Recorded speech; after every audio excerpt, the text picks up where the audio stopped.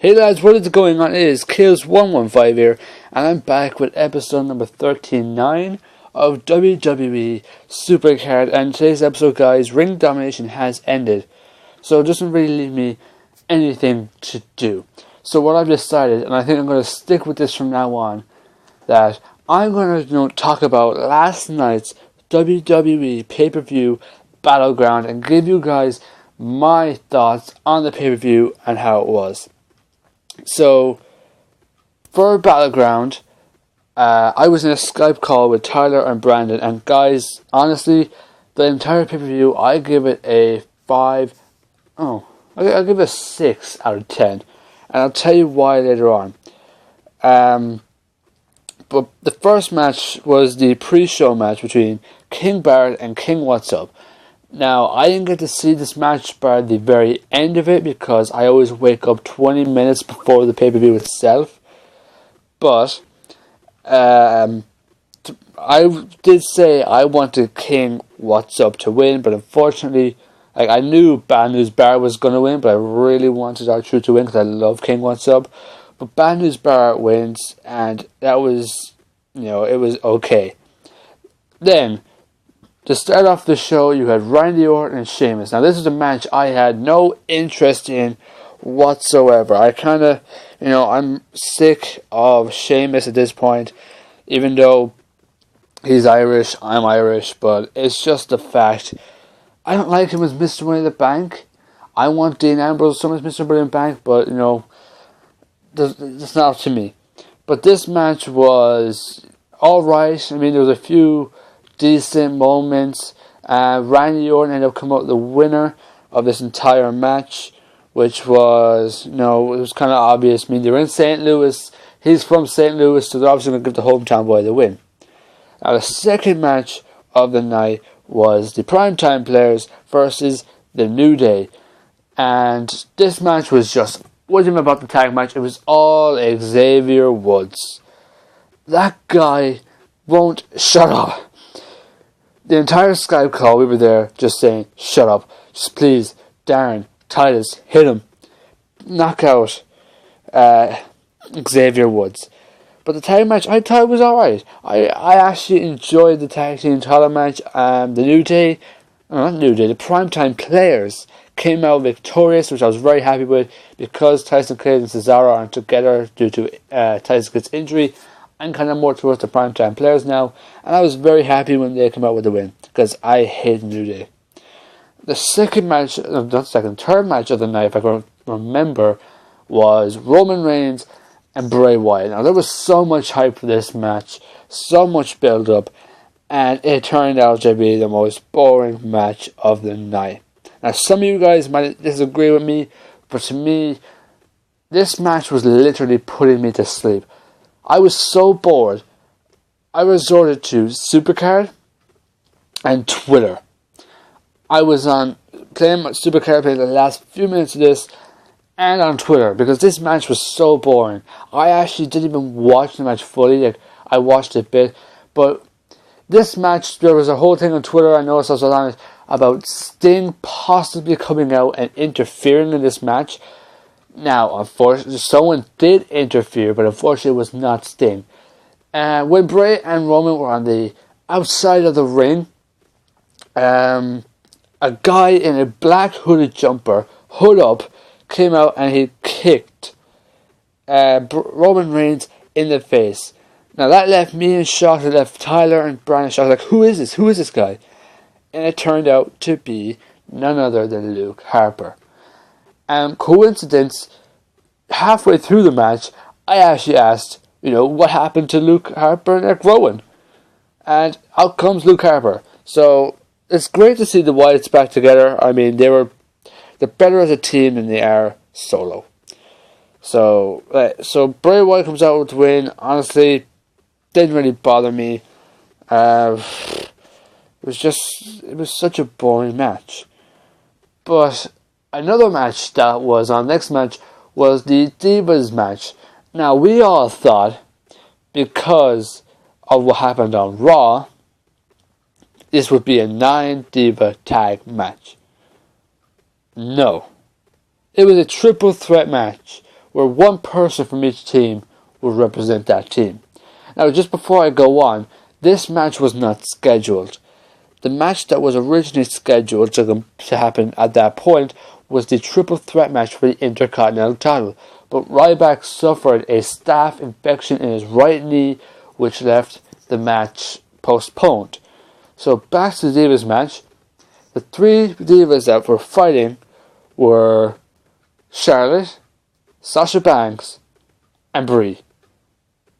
Sasha Banks, I was okay with. I'm a big fan of Sasha Banks. Charlotte, not really okay with. And Brie, I was fine with. I would have liked to see Becky Lynch or Paige in the ring, but Charlotte, okay, we'll have to just take it. This was actually an alright match. It just didn't live up to the way WWE had it built.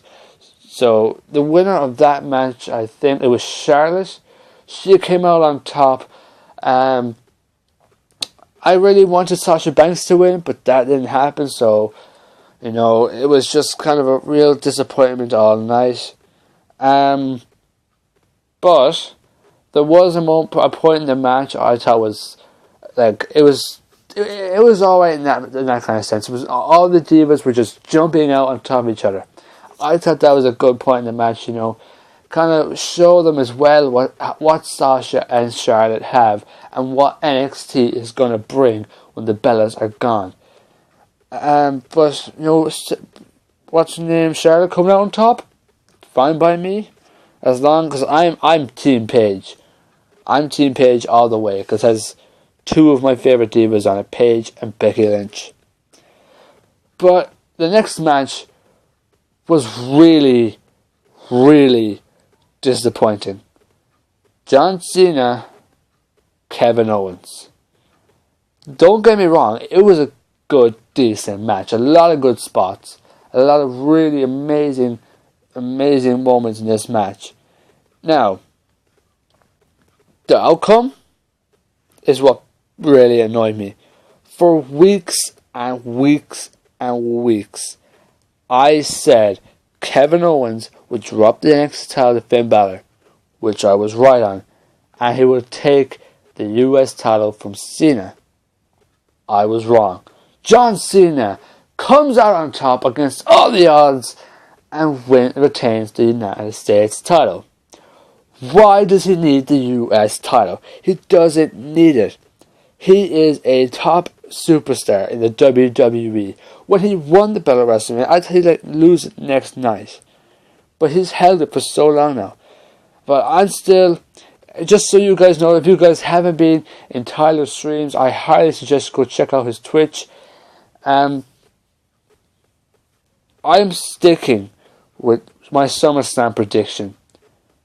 Cesaro, John Cena, Kevin Owens. I think Rusev might get thrown in because of what happened. I think it was on SmackDown or it was on Raw when Kevin Owens screwing Rusev out of the US title. But we'll have to wait and see for that. But the result really, really annoyed me because John Cena doesn't need the US title, and also the way he won. He won by submission. Alright, WWE, you're meant to build Kevin Owens up as a big top contender. Pinfall, okay, maybe. That would have been a good result, but have Kevin Owens tap out?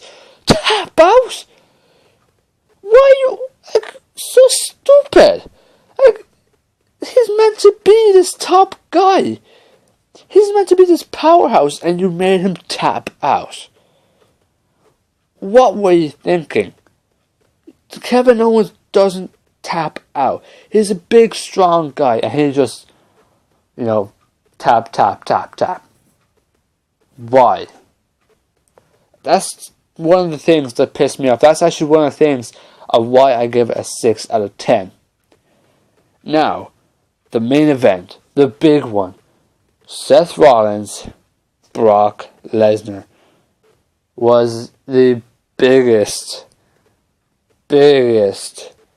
disappointment of a match. I can't even call it a match. It was basically like John Cena, Brock Lesnar last year at SummerSlam. It was such a one-sided match. Seth Rollins did get a few moves in, but it was such a one-sided match. But the match itself didn't piss me off. I had predicted the Undertaker return, but not in the way it happened. Like, I'm okay with the way it happened. Undertaker made a return to take out Brock Lesnar, but he did it too early. The pay-per-view ended with 15 minutes left. It ended just before 3:45. Every pay-per-view I've watched since I got the network has always ended 3 minutes to 4. This one, it ended at 1:45. 15 minutes. You could have given that to the Divas, or the tag title match, or Cena Owens. Just give it to a better match, those extra few minutes. But no! They just 15 minutes of ads on the network. I was even talking about this entire stream last night. If you guys go check out my Twitter, you can see how I was actually mad. I was beyond mad. 15 minutes of extra, anything we could have had. But WWE ended too early. Like, I was happy with the Undertaker return. It was amazing. It was a shock. And I can't wait to see what they do with Brock Undertaker. But too early. Too early, WWE. Like, this match, it was a disappointment, but it was also alright. Like, I loved the part where Brock Lesnar absolutely cleared the barricade. Rollins was running off, and Brock Lesnar, he even touched the barricade. He just hopped over. He cleared it. Didn't touch it at all. It was amazing. What a jump. But 15 minutes of a few extra minutes in a match that we could have had. Like, and that's another reason I gave it a 6 out of 10. The pay-per-view itself, it was okay. It was mediocre. It could have been better. I still stand by last year's SummerSlam was the worst pay-per-view in WWE history. This one, I'd say, is in my top 5 worst, but it's still up there with the greats. But, guys, what did you think of Battleground? I mean, did you guys like it? Did you hate it like I did? Well, not like I did. I thought it was alright. Did you guys hate it like maybe Brandon and Tyler, who didn't like it at all?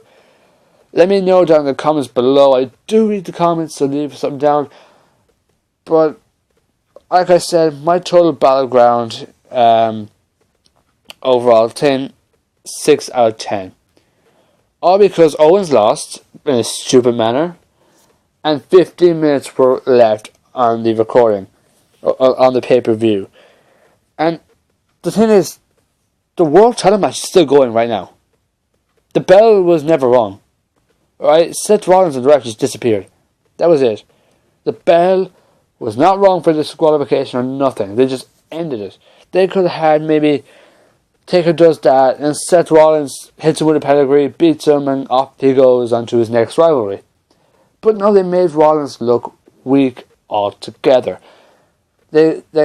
Rollins can't go on and say, "Oh, I beat the Beast. I did it. I overcame the odds," because he didn't beat him. The match is still going as we speak. So I don't know, guys. I mean, that's my Battleground thoughts. I think this will be something I'm going to do from now on. I'll do predictions and all that type of stuff. But this pay-per-view, I'm hoping in 5 weeks, the SummerSlam, it's better than what it was last year. But guys, if you did enjoy this, my little rant on WWE Battleground, leave it a like. Also, don't forget to subscribe. And guys, maybe next time, SummerSlam, 5 weeks. 5 weeks to build up. Let's see, can we get a good pay-per-view. But anyways, guys, I've been Kills115, and I will talk to you guys in the next episode.